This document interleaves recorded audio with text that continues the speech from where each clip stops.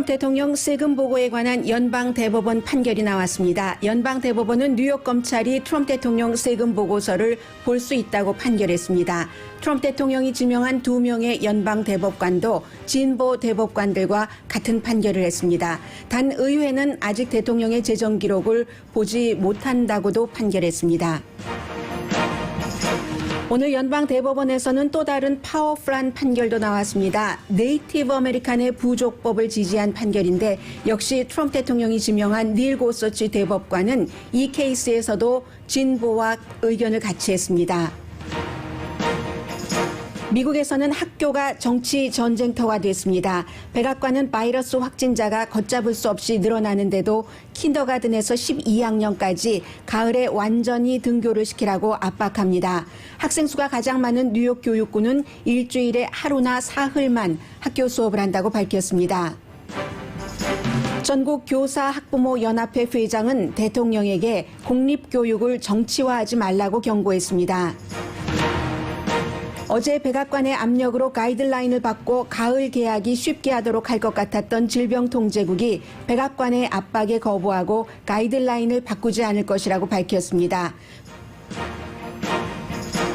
코로나 바이러스 웹사이트를 운영 중인 존스 홉킨스 대학팀이 학교 리오프닝에 관한 사이트를 오늘 새로 열었습니다. 12개 카테고리로 구성된 이 사이트는 리오프닝에 관한 모든 정보를 학부모와 교육 관계자들이 한 곳에서 알아볼 수 있게 했습니다. 아이빌리그 대학이 올가을에 예정됐던 모든 스포츠를 적어도 내년 1월까지 연기했습니다. 지난주 실업수당 청구 건수는 한 주일 전이나 전문가 예상보다 줄어들긴 했지만 15주일 연속 100만 명이 넘습니다. 배드 베스 앤 비하인드가 앞으로 2년 동안 200군데 스토어에 문을 닫는다고 밝혔습니다. 반면 온라인 판매는 최근 100%가 늘어났다고 발표했습니다. 박원순 서울시장의 실종과 수색은 미국의 모든 주요 언론도 보도합니다.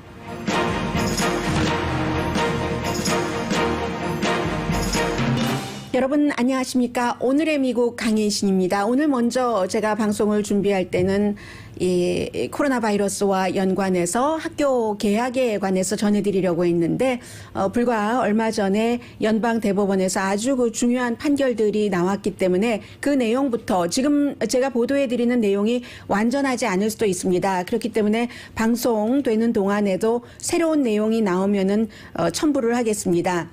그리고 한 가지 먼저 여러분들께 말씀을 드리겠는데 여러분과 저는 방송하는 사람과 들어주시고 봐주시는 분들이지만 친구이기도 하잖아요. 친구니까 제가 친구에게 솔직하게 말씀드릴게요. 지금 아마 와이어리스가 좀 불안정한 것 같습니다. 그래서 제가 늘 이 컴퓨터를 통해서 그 프로그램을 통해서 컴퓨터를 보면서 방송을 하고 있는데 지금 와이어리스가 제 북에는 안 되고 있기 때문에 프린트로 대강 해왔는데 아마 순서가 바뀌어서 제가 조금 당황을 할 수도 있거든요. 당황하지 않도록 하겠습니다만은 어쨌든 이렇게 방송을 진행을 해보겠습니다. 기본적으로 이 트럼프 대통령에 대해서 이제 오늘 판결이 나온 게 연방 대법원에서 트럼프 대통령에 관한 판결이 2가지 그리고 인디안 부족에 관한 판결이 1가지가 나왔습니다.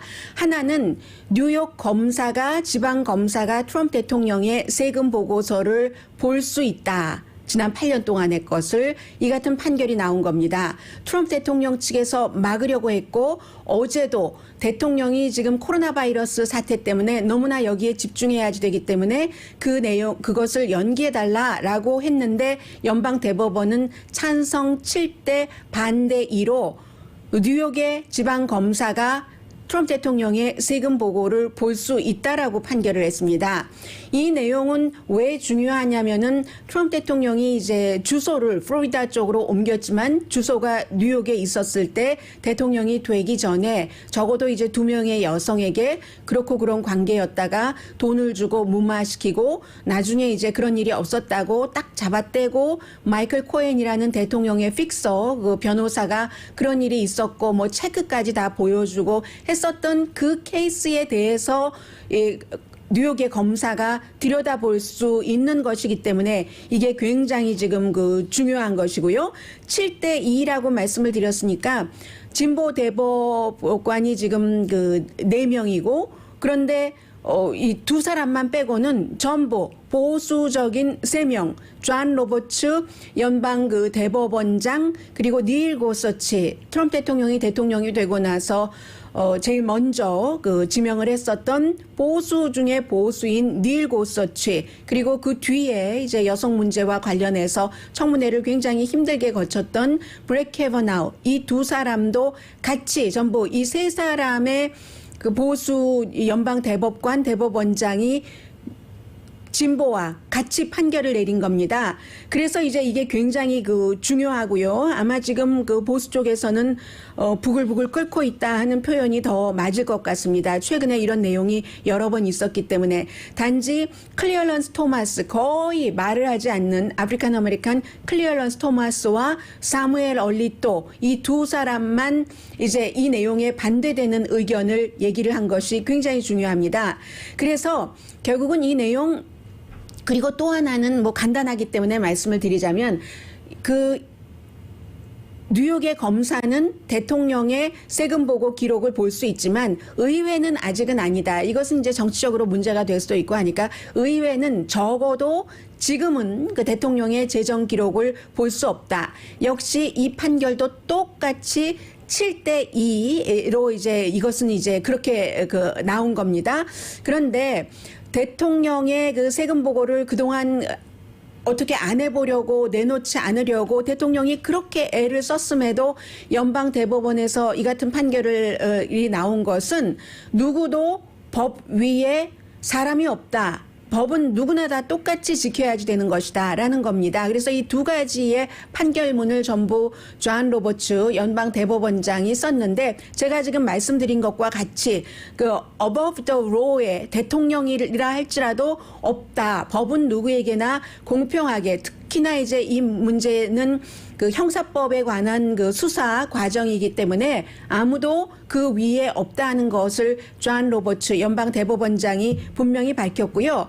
이것을 과거와 비교를 해본다면은 리처드 닉슨의 워터게이트 사건의 그 테이블 내놓을 수밖에 없었던 그런 내용, 그리고 빌 클린턴 전 대통령이 모니카 루인스키와의 스캔들에서 증거를 제시하는 그런 과정에 관한 연방 대법원의 움직임과 똑같다고 생각하시면 되겠습니다. 한마디로 대통령의 권한을 제한하는 그런 판결이다라고 보셔도 무방할 것 같고요. 그리고 이제 두 번째 판결에 대해서 말씀을 드리겠습니다. 두 번째는 정치적인 것과, 그래서 첫 번째 판결은 굉장히 중요한 판결이죠. 이게 이제 그 대통령이 결국은 그 선거법 위반이기도 하고요. 그 여성들에게 그 돈을 주고 무마하고 한 그런 여러 가지가 그렇게 연결되기 때문에 트럼프 대통령이 재선이 되든지 재선이 되지 않든지 이 문제는 크게 영향을 미칠 것으로 당연히 예상이 아니라 그렇게 그림이 나온 겁니다. 그리고 이제 두 번째는 이게 그 네이티브 아메리칸 부족에 관한 그 판결인데 역시 이 판결도 닐 고서치 트럼프 대통령이 지명을 한 닐 고서치도 다른 사람들과 마찬가지로 다른 진보에, 이것은 닐 고서치가 진보에 간 겁니다. 존 로버츠가 한 것이 아니라 5대 4로 긴 내용을 간단하게 말씀드리자면은 그 크릭 네이션이라는 그 인디언 부족이요. 예전에 앤드류 잭슨 대통령이 굉장히 인디언에 대해서 아주 그 잔혹한 그런 정책을 펼쳤는데 테네시 출신이잖아요. 앤드류 잭슨 대통령이. 그래서 이제 테네시 쪽에서부터 미시시피 강이 이렇게 있고 미시시피 강 서쪽으로 인디언들을 다 내쫓는 그 작업을 하면서 그래서 이제 Trail of Tears라고 눈물의 흔적이라고 중간에 이제 알칸소를 거쳐서 이제 뭐 말 타고 걸어가고 인디언들이 쭉 이제 이렇게 이동을 했어요. 오클라호마까지. 그래서 오클라호마에서 클릭 네이션이라는 인디언 부족을 세웠는데 인디언 부족 크릭 네이션과 오클라호마의 주법에 있어서 이 인디언들은 인디언 부족의 관습 내지는 법을 따라야지 될 것인가, 오클라호마의 주법을 따라야지 될 것인가, 어떤 형사법적인 문제가 있을 때 그 부분에 대해서 인디언 그 자신들의 부족법을 따라야지 된다 하는 판결인 겁니다. 여기에 닐 고서치가 진보 4명과 함께 판결을 한 건데 닐 고서치가 썼어요. 판결문도 썼는데 그 판결문도 그런 내용입니다. 이 크릭 네이션이 그야말로 본인들이 원래 살던 그곳에서 밀려서 눈물의 흔적을 남기면서 이곳으로 와서 자신들의 그래서 그 크릭 네이션이 지금 있는 곳은 크릭 네이션의 그 인디언 부족의 땅이고 그리고 그 부족은 그 부족법에 따라야지 된다 하는 이 같은 판결이 나온 것이기 때문에 굉장히 오늘 그 연방 그 대법원에서 너무나도 중요한 2가지 판결이 나왔기 때문에 먼저 전해드립니다. 네, 이렇게 됐고요. 그리고는 이제 이 코로나 바이러스에 대해서 조금만 전해드리고 뒤에 이어서 전해드려야 될 것 같은데 지금요 오렌지 카운티에 살고 계신 분들이 굉장히 조심하셔야지 됩니다. 오렌지 카운티에서 하루 확진자가 1,333명, LA 카운티에서도 2,496명, 거의 이제 오렌지 카운티나 LA 카운티나 다 그 최고의 확진자가 나왔고 플로리다주 뭐 애리조나 할 것 없이 이렇게 최고의 확진자가 여러 가지 이유로 인해서 나오는 곳이 참 많습니다. 그런데요, 오렌지 카운티의 1,333명과 LA 카운티의 2,496명은 이게 해석하는 데 차이가 있습니다. LA 카운티는 인구가 1,000만 명이고 오렌지 카운티는 300만 명 조금 넘습니다. 한 310만 명, 20만 명 정도 될까요? 뭐 LA 카운티도 1000만 명 넘지만 제가 뒤에는 떼버렸습니다. 라디오로 들으시는 분들이 많으시기 때문에. 그런데 인구에 비하면은 LA 카운티가 2,496명인데 오렌지 카운티가 1,333명이라는 것은 굉장히 LA 카운티보다 인구 비대 확진자가 크게 늘어난다는 얘기입니다. 그리고 오렌지 카운티는 처음에는 LA 카운티처럼 그렇게 확진자가 많지도 않았거든요. 이게 이제 뭐 마스크 쓰고 다니는 것을 보건 그쪽의 국장이 얘기를 했더니 위협을 하고 그 보건국장 뭐 그만둘 수밖에 없었고 하면서 마음대로 다니고 하는 사이에 이렇게 확진자가 늘어났다는 건 말씀드리고요. 플로리다주에서도 56개의 병원이 이미 어떻게 할 수 없는 환자, 아웃 오브 컨트롤 상태가 됐고, 그리고 오클라호마주의 털사의 보건 관계자가 얘기하기를 털사에서 트럼프 대통령이 지난번에 예상하기는 뭐 100만 명이 뭐 200만 명이라고 그랬던가요? 100만 명이라고 했던가요? 그렇게 그 신청을 했는데 6,200명 들어갔던 그 수용 인원의 3분의 1 정도밖에 못 채웠던 그 선거 캠페인이 있고 나서 오클라호마주의 확진자가 굉장히 많이 늘어났다. 숫자상으로 굉장히 많이 늘어났다. 그런데 그것도 원인이다. 그것이 주요한 원인일 수도 있다 하는 것을 얘기를 했고요. 그러니까 사람들이 많이 모이고 마스크 쓰지 않고 거리 두기 안 하면은 어쩔 수 없다는 것을 계속 보여주고 있고, 그렇기 때문에 이번 주에 그 주말에 트럼프 대통령이 뉴햄프셔 지역에 가서 또 그 오픈 그 공항에서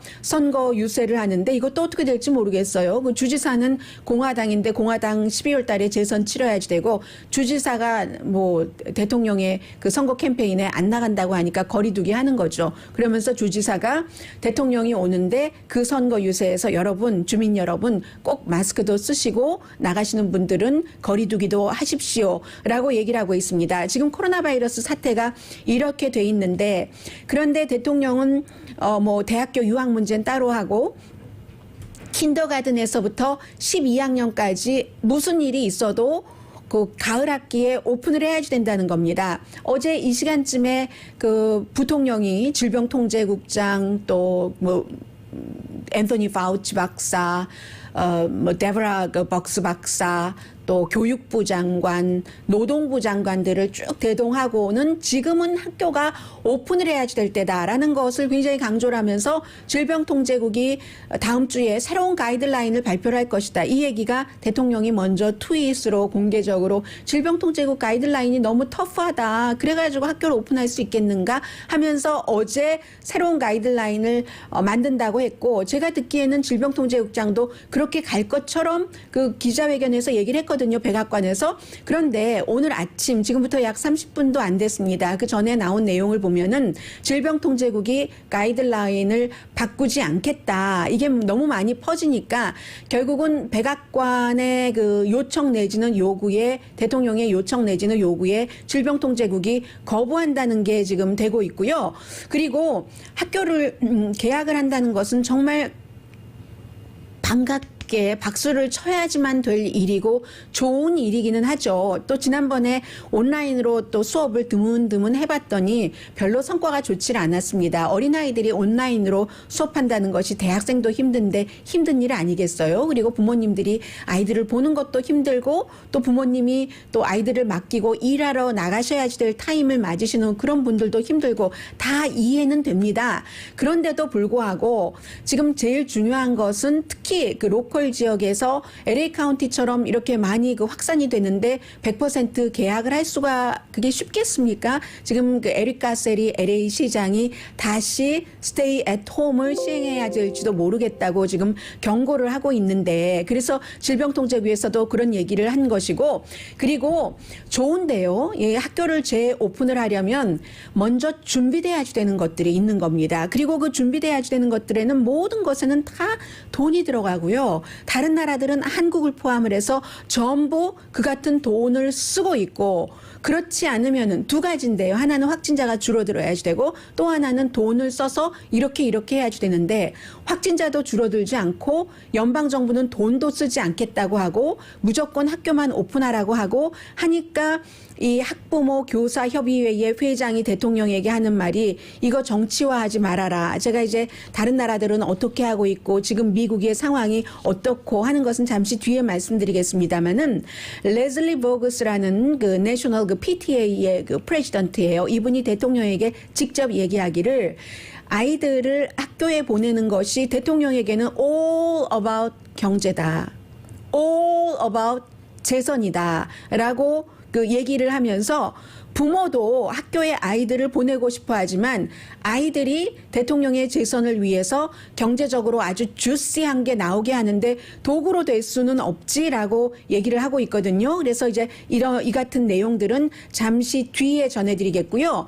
아마 여러분들께서 사업을 하시는 분들 그리고 커뮤니티 관련 일을 하시는 모든 분들이 전부 미리 좀 그 알고 계셔야 될 부분들이 있습니다. 지금 대학교의 모든 스포츠도 대학 스포츠도 적어도 내년 1월까지는 그것도 정말 희망적으로 내년이 되면은 다시 할 수 있으면 좋겠다 할 정도로 전부 스탑하고 있는 과정이기 때문에요.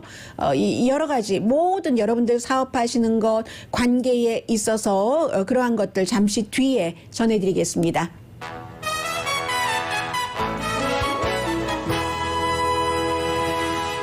오늘의 미국은 전문가가 추천하는 이민법, 가정법 전문 재인정 종합법률사무소, 미 주류 언론과 유명 인사들을 감동시킨 미주 판매 1위 카후나 마사지 체어, 한인 기업의 자랑 카후나 마사지 체어, 언제 어디서나 내 맘대로 골라보는 한국TV 공동후원입니다.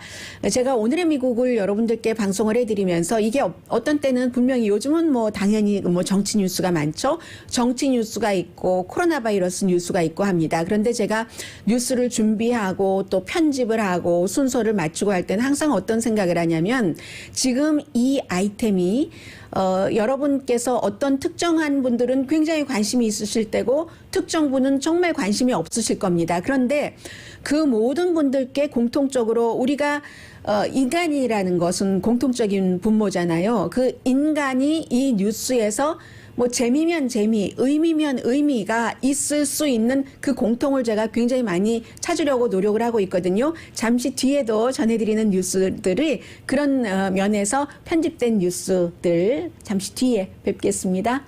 라디오 서울 방송 오늘의 미국 강혜신입니다. 네, 제가 뉴스를 진행하는 동안에 보도국에서 이 정현호 국장이 그 속보에 대해서 알려주네요. 박원순 서울시장 뉴스를 먼저 전해드리겠습니다. 연합뉴스로 전해드리겠습니다.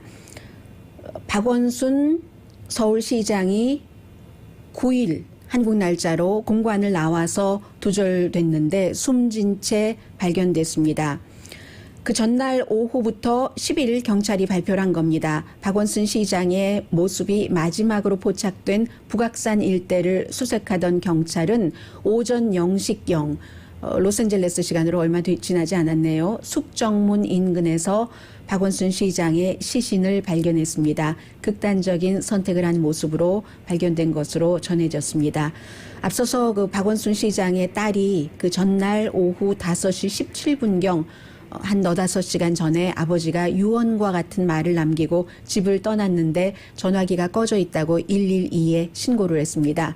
그래서 전날 오전 10시 44분경 검은 모자를 쓰고 어두운색 점퍼 이런 그 차림으로 검은 배낭을 맨 채 종로구 가회동에 있는 그 시장 공간에서 나온 것으로 그 파악이 됐고, 와룡공원에 같은 날 오전 10시 53분, 그러니까 어제 로스앤젤레스 시간으로는 오후네요. 저녁쯤인데 도착한 것으로 알려졌습니다. 그래서 수색 작업이 굉장히 많이 펼쳐졌었죠. 미국 언론도 그 수색 작업 이런 내용까지 쭉 그 보도를 했었고, 이유는 그겁니다. 이 박원순 그 서울시장이 최근에 그 전직 그 비서로부터 성추행 혐의로 고소를 당한 것으로 알려졌고요. 고소를 당했습니다. 박원순 그 시장실에서 근무했던 전직 비서가 과거에 성추행을 당한 사실이 있다며 최근에 그 경찰을 고소했다. 제가 지금 연합뉴스를 읽어드리고 있습니다.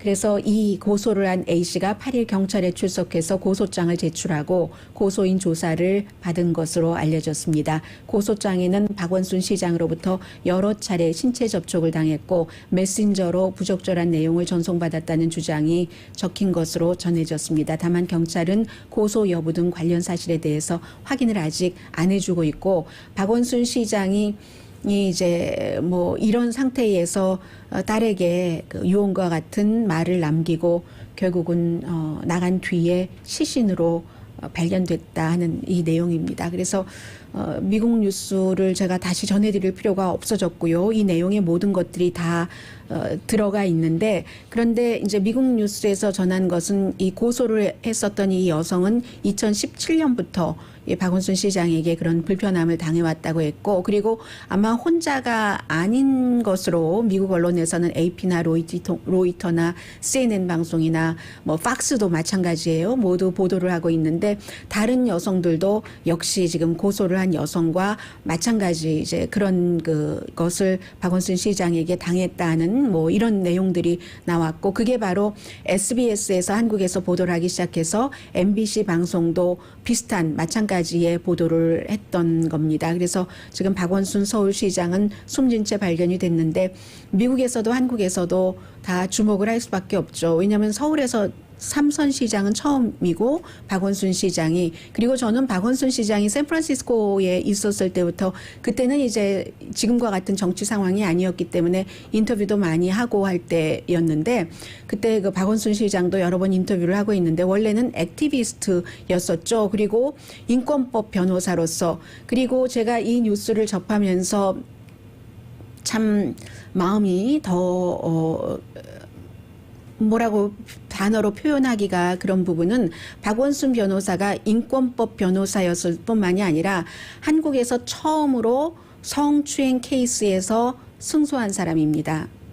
그리고 최근에 이제 물론 박원순 서울시장이 그 여당 또 문재인 대통령과 같은 흐름으로 하면서 이제 현재로서는 한 그 차기 그 대선 후보 한 2위 정도는 된다고 보면 되겠죠. 평균 여론조사를 해보면은 그런 형태였고, 그리고 또 문재인 대통령 여당과 더불어민주당 같이 하면서 특히 일본에 대해서 역사적인 어떤 심판, 그리고 그 일본에 대한 역사적인 그런 문제가 있으면 항상 그 위안부 문제가 나오잖아요. 그래서 이 위안부 문제에 대해서도 누구보다도 소리를 높였던 사람이 박원순 그 시장이었었습니다. 그런데 이제 본인이 비서로부터 그 같은 고소를 당하고 결국은 이렇게 숨진 채 발견이 됐습니다.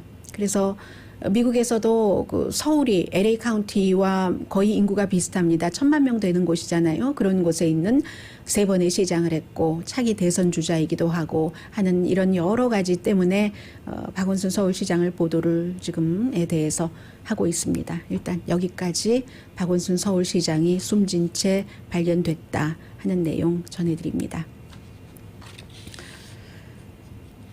네, 다시 미국 뉴스로 돌아가 보겠습니다.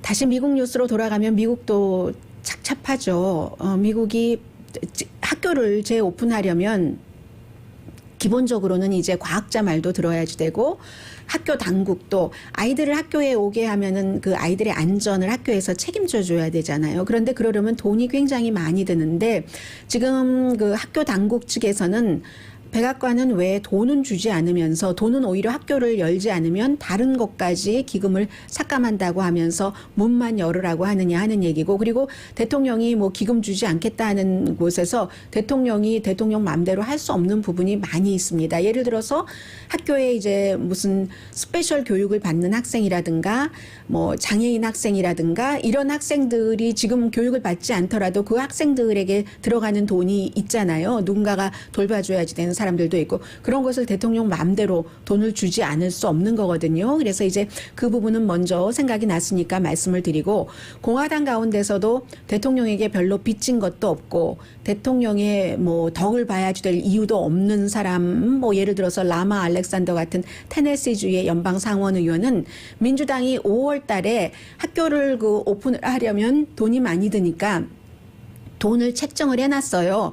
그 민주당이 하원에서 58빌리언 580억 달러를 책정을 해놨는데 여기에 대해서 지금 상원에서 심의조차 하지 않고 거부하고 있는 거거든요. 그런데 공화당인 라마 알렉산더 의원 같은 경우는 나는 거기에 찬성할 수 있다. 한 그 500억 달러에서 750억 달러까지는, 그러니까 하원에서 통과시킨 580억 달러보다도 훨씬 많은 액수잖아요. 거기에 나는 찬성할 준비가 돼 있다고 공화당의 연방 상원 의원이 얘기합니다. 왜 이런 얘기를 할 수 있느냐? 물론 앞서 말씀드린 것처럼 이 사람이 나이도 80세나 됐기 때문에 이미 은퇴한다고 발표를 했으니까 대통령이랑 아무 관련이 없습니다. 그리고 공화당 중에서도 굉장히 그 온건한 사람이고, 심지어는 공화당의 상원의 탄핵 재판에서 라마 알렉산더 의원이 어떻게 투표할 것인가를 사람들이 포커스를 두고 봤습니다. 그런데 뭐 반대했죠. 미 럼니만 2개 케이스 가운데서 하나에 찬성을 했고요. 그리고 또 하나가 있습니다. 아는 만큼 심지가 깊어진다고도 볼 수 있겠죠. 지금 교육당국에서 생각할 때는 그 라마 알렉산더 의원이 얼마나 고맙겠어요. 이 상원 의원을 하기 전에 교육부 장관을 했었어요. 그 아버지 부시 대통령 때에 90년대 초에 한 3년 정도를 교육부 장관을 해봤기 때문에 그 교육 시스템을 잘 아는 거죠. 거기서 이제 이런 게 나오는 거죠. 유학생과 관련돼서 유학생 온라인으로 수업을 전체적으로 온라인으로 들어야지 되는 학생은 니네 나라에 가서 들어라, 아니면 바꾸던가 하잖아요. 그런데 지금 가을 학기가 몇 주일 남았는데 어떻게 학교를 바꿉니까? 바꿀 수 없잖아요. 그거는 그 학교의 시스템을 잘 모르고 하는 얘기인데, 라마 알렉산더처럼 교육부 장관을 지내본 사람이기 때문에 공화당의 상원의 지도부에, 본인도 지도부에 속해 있는데도 그 뜻과는 달리 이런 얘기를 할 수 있는 거고요. 돈이 있어야지만 학교에서 거리 두기도 하고 선생님도 뭐 더 뭐 안전하게 고용을 할 수 있고 뭐 여러 가지를 할 수 있지 않겠어요? 그래서 독일 같은 경우를 대통령이 얘기를 하지만, 독일은요 미국과 인구 비로 하면은 감염률이 인구 100만 명당 35명입니다. 미국은 인구 100만 명당 지금 1,100명 이상의 감염자가 나오고 있거든요. LA 같은 경우는 100명에 1명 정도 나오는 정도잖아요. 그런 식으로 돈이 있어야지만, 홍콩 같은 경우는 학교 청소하는데도 돈이 엄청 많이 들잖아요. 그 청소 비용도 국가에 홍콩 국가라고 하니까 그러네요. 홍콩에서 정부에서 되고 한국도 마찬가지로 뭐 데이케어 센터라든가 그것을 시간을 연장한다든가 여러 가지를 하고 있고 독일도 마찬가지로 완전히 등교할 수 없는 그런 학생들에게 랩탑, 가난한 학생들에게 랩탑을 사주기도 하고요. 이태리 같은 경우도 마찬가지로 학생들 뭐 책상도 바꾸고 마스크, 기타 장비, 선생님도 더 고용하고 하는 것으로 돈을 정부에서 많이 지원을 하는데 지금 돈은 주지 않고 학교만 무조건 오픈해라 하면은 지금 교회가 새로운 진앙지가 되는 것처럼 학교도 새로운 진앙지가 될 수 있다는 게 지금 그 학교 측의 입장이고요. 그래서 이제 그 학부모 학교 교사협의회의 회장이 좀 전에 말씀드린 그런 것을 전해드린 거고 이게 트럼프 대통령도 지금 굉장한 그 모험을 하는 건데 이 모험이 성공하면 다행이지만 실패하면 큰일 나는 거죠. 다시 계약을 했다가 한 달, 9월 달에 계약하고 한 달쯤 있다가 선거가 다가오는데 갑자기 확진자가 많이 늘어나면 학생들 자체도 그렇고 그 학생이 집에 가서 옮긴 어른들에게 그런 것도 그러고 하면 대통령도 지금 굉장히 그 위험한 건데 이 위험한 도박이라도 대통령이 해볼 수밖에 없는 겁니다. 지금 대통령이 갖고 있는 것이 경제밖에 없는 거예요. 공화당 중에서도 슬슬 이탈하는 사람이 생기고 린지 그레이엄처럼 팍스뉴스도 이랬다 저랬다 하고 팍스 앤 프렌즈처럼 그러니까 대통령이 경제라도 살아야 된다라고 지금 가고 있는 것이죠. 그런데 대통령이 아무리 그렇게 얘기를 해도 이 학교를 오픈하는 것은 로컬의 권한이기 때문에 뉴욕이 일주일에 하루나 사흘만 그 오픈을 하겠다라는 얘기를 했고요. 아이오와의 그 스쿨도 아이오와도 뭐 작은 곳인데 그런데 썸머에 그 학생들 직접 나와서 하는 그 프로그램 안 하겠다고 중지하겠다고 얘기를 했고요. 조지아주도 굉장히 보수적인 주잖아요. 뭐 마스크 쓰는 거 의무화 안 하고 하는데도 포트 베닝에서 그 육군 기지죠. 여기서 누군가 새로운 신참이 오고 나서 확 퍼지고 지금 이런 상태거든요. 해서 일단 돈을 써야지 된다고. 그리고 돈을 안 썼을 때 오는 문제는 사실은 코로나 바이러스 초기 때부터 생긴 겁니다. 대통령이 그 취임을 하고 나서 국가안보위원회 소속 세계 전염병위원회라는 게 있습니다. 이게 다른 나라에서 전염병이 생겼을 때 미국에 어떻게 올 수 있는가 하는 것을 보는 건데 그 부서를 없애버렸습니다. 그리고 나서 식품의약국, 질병통제국 뭐 20%, 30%씩 예산을 삭감하니까 우한 바이러스에 있었던 미국 전문가가 미국으로 귀국할 수밖에 없었고 그로 인해서 정보가 제대로 파악되지 않거나 늦게 파악되거나 그러는 수밖에 없고 해서 이 돈을 안 쓰면 이런 문제가 나고 그리고 또 하나는 질병통제국하고 대통령이나 정치인들이 의견을 달리할 때가 있어요. 똑같을 수는 없잖아요, 의견이. 아무래도 질병통제국이라던가 의료 분야에서 일하는 사람들이 정치인보다는 훨씬 보수적이겠죠. 또 본인들의 책임도 있고 하니까 그런 것은 당연한데 그렇다 하더라도 이처럼 대통령이 공개적으로 질병통제국을 비난을 하고 그리고 그 비난받고 당일에는 뭐 대통령의 뜻대로 할 것처럼 하다가 질병통제국도 우리 백악관이 만들라는 새로운 가이드라인 안 만들겠어. 현재로는 이것도 어떻게 바뀔지 몰라요. 아무튼 이번 행정부에서는 바뀌는 일이 하도 많아서 다른 부서도 마찬가지죠. 백악관이 자주 바꾸면 다른 부서도 자주 바꾸고 전에는 그냥 그래도 최고의 그 섭정권자기 때문에 섭정권자가 아니라 군으로선 통수권자고 집정권자기 때문에 어느 정도는 수용을 했는데 지금은 수용을 잘 안 하는 것 같거든요. 그 부서가 그 부서의 원리 원칙에 따르는 경우가 많은 것 같은데 질병통제국도 대통령도 공개적으로 서로를 비난을 하거나 아니면 따르지 않겠어라고 얘기하는 이런 일은 미국에서 정말 거의 없는 일입니다. 여러분들께서도 뭐 알고 계시는 게 좋을 것 같아서 말씀을 드렸고요. 그리고 이제 아이비리그의 경우는요. 어제 발표를 했어요. 풋볼, 축구, 필드 하키, 뭐 발리볼, 뭐 크로스 컨트리 그 밖에도 그 대학교에서 하는 모든 스포츠를 다 올가을에 예정됐었던 것은 일단 내년 1월 달까지 취소를 했는데요. 아이빌리그의 그 카운슬이 있어요. 그 카운슬의 프레지던트가 그 성명서에서 얘기하기를 내년 1월도 희망하건대 이런 것들이 좀 우리가 내년도에는 할 수 있었으면 좋겠다. 지금으로서는 선수들도 자꾸 감염자가 나오잖아요.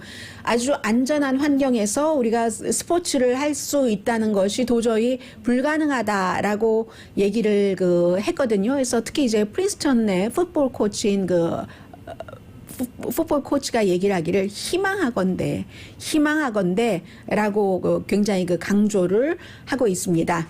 그리고 이제 존스 홉킨스에서 제가 지금 인터넷이 여기 안 돼서 볼 수가 없는데 아침에는 봤었는데요. 새로운 그 사이트를 만들었거든요. 지금까지 존스 홉킨스의 몇 명의 그분이 처음에 시작한 분은 여성이에요. 그분이 시작을 해서 존스 홉킨스의 지금 확진자와 그 여러 가지 통계를 굉장히 많이 인용을 하고 있는데 안 되고 있군요. 아직까지도 안 되고 있습니다. 존스 홉킨스에서 12가지 카테고리로, 왜냐하면 학교가 리오프닝을 하고 있기 때문에 지금 이쪽 지역은 확진자가 어떻게 되는가, 그 밖에도 여러 가지 내용이요. 그러면 이럴 때는 어디와 연결하면 좋은가? 모든 말하자면 전화번호부처럼 한국일보 업소록처럼 뒤에 뭐 운전면허 시험증도 있고 뭐 골프장 어딘가도 있고 하잖아요.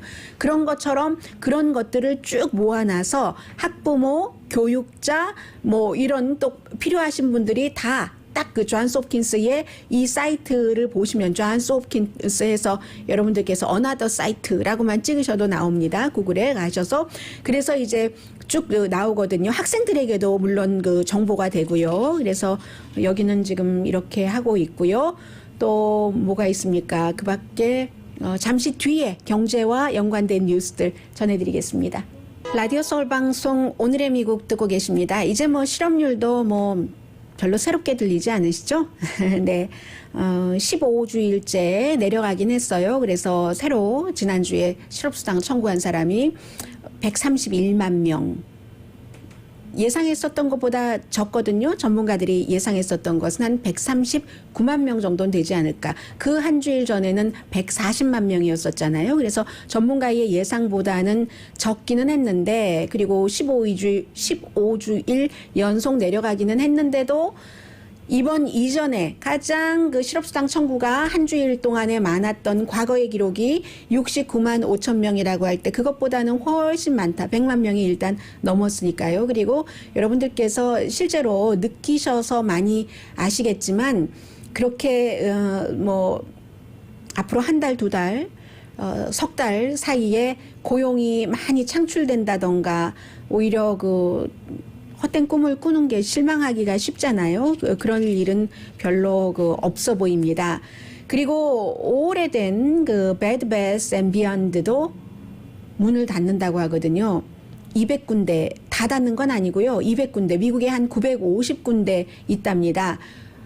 그 전에도 조금 닫기는 했는데 어쨌든 앞으로 2년 동안 200군데의 문을 닫는데 이게 이제 지난 그 분기에 판매가 50% 줄어들었기 때문이다 하는 얘기입니다. 그래서 문 닫는 게 올해 말부터 그 시작이 되고요. 이 스토어에만 있는 것들이 있는데요. 사실은 그리고 세일할 때는 무척 싸고 좋은 것들도 많이 있는데 사람들 편안하게 해주는 컴포트 슈즈 이런 것 세일할 때 무척 싸잖아요. 이불도 그렇고. 그런데 어쨌든 회사 자체가 많은 다른 그 스몰 비즈니스 하시는 분들도 마찬가지일 거예요. 돈을 절약을 해야지 되는 겁니다. 돈을 세이브를 해야 되는데 지금 적어도 2,500만 달러에서 3,500만 달러는 세이브를 해야지 나머지 스토어가 운영될 수 있는 것이고 그냥 같이 조금씩 가자 하면 이제 다 같이 가라앉는다 하고 판단을 한 거죠. 그래서 그런데 여기서도 조금 희망이 있는 게요. 미래는 어쩔 수 없어요. 온라인이거든요. 그리고 어떤 품목이냐인데 다시 문을 열고 보니까 Bed Bath & Beyond가 문을 열고 보니까 예상했었던 것보다는 많이 팔리더래요. 그런데도 어쨌든 지난해와 비교할 때는 굉장히 줄어들기는 했지만 많이 팔린 이유가 예를 들어서 지난해와 비교를 할 때 그 판매가 49%가 줄어들었어요. 5월 달에요. 5월 30일에 끝난 그것을 보면은 해서 지난해에는 25억 7천만 달러를 팔았다면 지금은 같은 기간에 뭐 25억 지금은 13억 달러 이 정도를 팔았거든요. 그런데 온라인 세일은요. 5월 달에만 100%가 늘어났답니다. 한국 분들 가운데서도 온라인 관련 일하시는 분들 굉장히 그 판매가 늘어났다고 많이 그 얘기들을 하고 계시거든요. 저희 그 한국 TV에서도 온라인 관련 이런 그 컨설팅을 하는 부서가 있어서 얘기를 들어보면은 이 온라인이 블루 오션이라고 말씀드릴 수 있을까요? 그런 부분이기 때문에 나는 몰라서 안 해가 아니라 안 하면은 그냥 도태되는 거죠. 해서 지금 이런 것이 있다라고 말씀을 드립니다. 아무튼 그런 내용들이 있고요. 그리고 지금 그 대통령과 조금 거리두기를 하는 사람들을 얘기를 좀 해드릴까요? 아니면 이 얘기를 해드리는 게 나을지도 모르겠네요. 그 링컨 프로젝트가 공화당 상원 의원들, 대통령은 지금 약해질 대로 굉장히 약해졌습니다. 이 트럼프 대통령이 대단한 그 묘안을 갖고 있지 않는 한 지금으로서는 그 바이든 후보에게 이기기가 어려워 보인다 하는 게 대세입니다. 이렇게 말씀드릴 때마다 그 옛날에도 그 대세 틀렸잖아. 힐러리 클린턴이라고 얘기를 하시는데 그때와 지금은 뭐 다르다고 또 한번 말씀을 드리고요. 그런데 기간이 있기는 있어요. 있는데 많은 전문가들이 그 생각하고 이쪽으로 나가야 된다 하는 그 방향과 트럼프 대통령이 지금 다른 방향으로 나가고 있기 때문에 이제는 링컨 프로젝트라는 공화당이면서 트럼프 대통령에 반대하는 이 그룹이 대통령이 아니라 어제부터는 공화당 상원 의원들을 겨냥하기 시작했습니다. 특히 이제 그 아이오와주의 조니 어니스트 의원이라든가 아니면 애리조나의 마샤 맥셀리 그리고 사우스캐롤라이나의 아직은 안전하다고 하지만 린지 그레이엄 의원은 요즘에 대통령과 너무 거리두기를 하지도 않고 너무 가깝게 하지도 않고 너무 가까우면은 대통령을 방어를 해줘야지 되는데 방어하기가 지금 힘들잖아요. 그래서 이런 의원들 뿐만이 아니라 그 비디오 보니까 테드 크루즈도 나오고요. 그리고 또 그 마르코 루비오도 나오고요. 만약에 이 링컨 프로젝트가 지금 더 이 상원 의원들에 대해서 강하게 나간다 하는 것을 계속 보여주면은 지금 공화당 내부에서도 트럼프 대통령이 굉장히 힘들다는 것을 파악을 하고 인식했구나 하는 것으로 생각을 하시면 될 것 같고요. 해서 그 비디오를 보면은 왜냐하면 이런 사람들이 그동안 무엇을 했는가 트럼프 대통령이 무슨 뭐 예를 들어서 뭔가 도리에 어긋나고 부적절한 일을 할 때마다 직언을 한 게 아니라 항상 트럼프 편에 있지 않았는가 하면서 이 링컨 프로젝트의 그 비디오는요. every time 그런 선택이 있었는데 미국과 트럼프라는 두 가지 선택에서 이 의원들은 항상 choose Trump라고 얘기하면서 절대로 용서해서는 안 된다라고 지금 캠페인을 하고 있습니다. 라디오 서울 방송 오늘의 미국 듣고 계십니다. 네, 이 박원순 서울시장의 속보를 좀 전해드리겠습니다. 이 전직 비서가 성추행을 당했다면서 경찰에 고소한 그 케이스는 종결됩니다. 왜냐면은 이제 그 수사를 받던 피의자가 사망할 경우 검사는 공소권 없음으로 사건을 불기소 처분하게 돼 있기 때문에 거기에 따라서 이제 그렇게 됐고 박원순 서울시장은 어쨌든 숨진 채 발견이 됐습니다.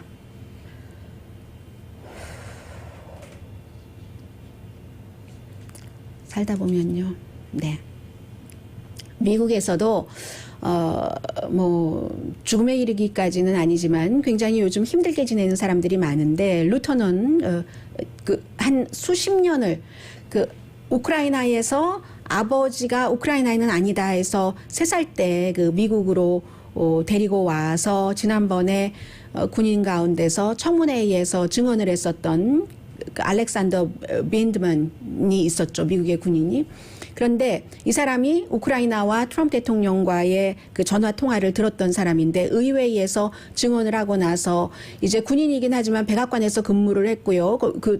듣는 게 업무였고 그래서 의회에서 증언을 했다는 이유로 이리저리 힘들게 하고 프로모션 안 되고 본인의 전문 분야와 뭐 전혀 상관없는 곳에 가서 일하라고 하고 백악관 쫓겨나고 해서 결국은 완전히 군복을 벗기로 은퇴하기로 했습니다. 그리고 그 쌍둥이이기 때문에 쌍둥이 동생은 무슨 죄가 있다고 그 동생까지 다 이제 그 하던 일에서 쫓겨나고 그랬었습니다. 미국 같지 않은 일들이 요즘 많이 일어나고 있긴 해요. 오늘의 미국은 전문가가 추천하는 이민법, 가정법 전문 재인정 종합법률사무소, 미주류 언론과 유명 인사들을 감동시킨 미주 판매 1위 카후나 마사지 체어, 한인 기업의 자랑 카후나 마사지 체어, 언제 어디서나 내 맘대로 골라보는 한국TV 공동폰이었습니다. 10시에 좋은 아침, 좋은 하루 방송됩니다. 그리고 알 수 없는 게 운명이죠. 시간이고 하루이기도 하고, 제가 오늘은 사실은 캘리포니아 콘도 그 큰 날개가 9피트도 넘다는 다시 돌아왔다 하는 소식을 아주 기쁜 마음으로 전해드리려고 했는데, 이런 상황에 그 캘리포니아 독수리 얘기를 전해드릴 수 있겠어요. 강희신이었습니다.